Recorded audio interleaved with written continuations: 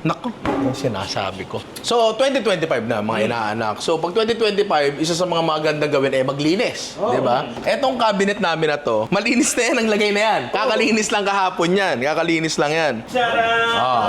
Malinis na yan ang lagay na yan, di ba? Ang isang hindi pa namin nalinis ay yung rep. At yun yung gagawin natin ngayon, pare. Oplan linis rep 2025, pare. Tulad ng ginawa natin last year. Di ba? Mula sa mga matatagpuan natin kakaiba dito sa rep natin, yun yung lulutuin natin. Ngayon, mas madali kasi ito nga yung gamit natin, pare. Itong ating, Merit stainless na freezer natin na mas madaling kuhanan ng gamit kasi hindi na siya chest freezer. Kabisado ko pa rin, pare. Di ba? Yun yung matindi doon. Ngayon, wala nang ganun-ganun, pare. Ayan, Di ba? So, mas malinis na siya.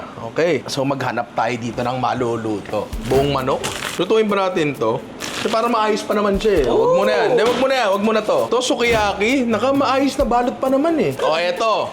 Yan. Eto mga random shit na to na walang label. Eto yung mga dapat lutuin. Palagay ko, atay. Palagay ko atay ng manok to. Hipon. Gamitin na to, no? Gamitin na yan. Bakit may plato sa freezer?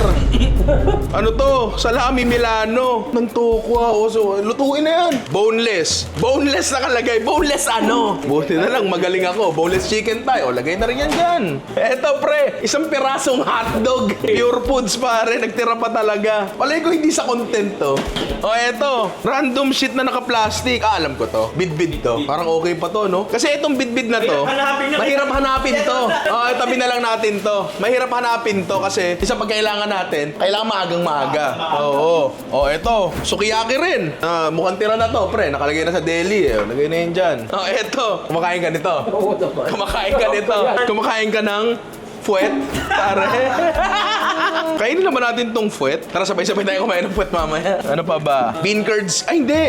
Pa-pastry. Gamitin na ba na? Oo, gamitin na yan.